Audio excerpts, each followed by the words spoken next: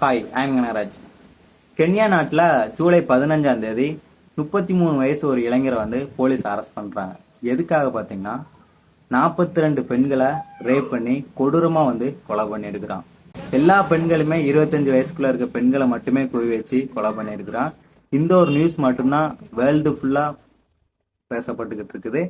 இவன் ஒரு மனுஷனே கிடையாது, இவன் வந்து ஒரு சைக்கோ, ஒரு காட்டேரி அப்படின்னு சொல்லிட்டு அந்த நாட்டில் இருக்க மக்கள் எல்லாருமே இப்போ ப்ரொட்டஸ்ட் பண்ண ஆரம்பிச்சிட்டு இருக்கிறாங்க. இந்த ஒரு நியூஸை பற்றி தான் இன்னைக்கு நம்ம பேச போகிறோம். வாங்க வீடியோக்குள்ள போகலாம். வீடியோ சப்ஸ்கிரைப் பண்ணுங்க, அப்போ தான் தொடர்ந்து போடுறதோடய உங்களுக்கும் சேரும். கென்யா நாடு வந்து எங்கே இருக்குது பார்த்தீங்கன்னா கிழக்கு ஆப்பிரிக்காவில் இருக்கிற ஒரு தனி குடியரசு நாடுனா கென்யா. இங்கே இருக்க மக்கள் எல்லாருமே ரொம்ப ஏழ்மையான மக்களாக இருப்பாங்க. உலகத்தில் ஏழ்மையான நாடுகளில் இந்த கென்யா நாடு ஒன்று. அங்கே இருக்க மக்கள் எல்லாருமே ரொம்ப ஒற்றுமையான மக்களாக இருப்பேன்னு வேற சொல்றாங்க. ஒட்டுமொத்த மக்கள் தொகையிலுமே அதிகமாக வசிக்கக்கூடியது பெண்கள் மட்டும்தான் அங்கே வந்து அந்த நாட்டில் அதிகமாக இருக்கிறாங்க வேற சொல்றாங்க. இந்த பெண்கள் வந்துட்டு அவங்களுக்கான தனி நகரத்தை வந்து உருவாக்கி இருக்காங்களாம்.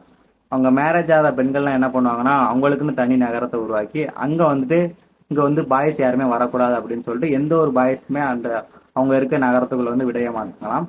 அப்பேற்பட்ட ஒரு கிராமத்தில் 42 பெண்களை கொன்னு குவிச்சிருக்கிறான்.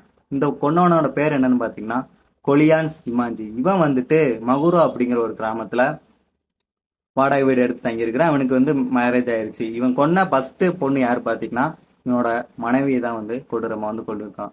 அதுக்கப்புறம் தான் தொடர்ச்சியா வந்து ஒவ்வொரு பெண்கள்கிட்ட வந்து பழகி அந்த பெண்களை வந்து ரேப் பண்ணி கொடூரமா வந்து துண்டு துண்டா வெட்டி கொலை பண்ணியிருக்கிறான். இந்த நியூஸ் வந்து போலீஸ்க்கு எப்படி தெரியுது பாத்தீங்கன்னா இவன் வந்து மர்டர் பண்ண எல்லா பெண்களையுமே ஒரு துணியில சுத்தி பக்கத்துல இருக்க வீட்டு பக்கத்துல இருக்க கல்குவாரியில கொண்டு போய் போட்டுருதான்.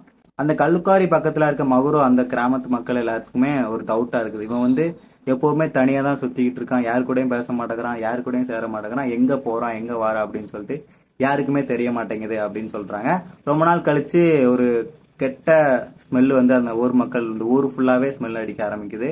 அந்த மக்கள் வந்து என்னடா போய் பாக்குறாங்க. அப்பதான் தெரியுது 9 பெண்கள் வந்து கொடூரமா வந்து யாரோ கொலை பண்ணியிருக்காங்க அப்படின்னு சொல்லிட்டு தெரிய வருது. உடனே போலீஸ்க்கு வந்து இன்ஃபார்ம் பண்றாங்க. இந்த ஜிமாஞ்சி அப்படிங்கிறவனை வந்து போலீஸ் அரெஸ்ட் பண்றாங்க. அவன் வந்து தனியா அவன் தான் சுத்திட்டு இருக்கிறான் அப்படின்னு சொல்லிட்டு ஊருக்காரங்களும் அவனை வந்து ஒரு டவுட்ல பார்க்க ஆரம்பிக்கிறாங்க. போலீஸுமே இவன்ட்ட வந்து விசாரிக்கும் போதுதான் தெரியுது நான் கொன்னது வந்து இந்த 9 பெண்களை மட்டும் இல்ல, 2 வருஷத்துல 42 பெண்களை வந்து நான் ரேப் பண்ணி கொண்டிருக்கேன் அப்படின்னு சொல்லிட்டு வாக்குமூலம் கொடுக்குறான்.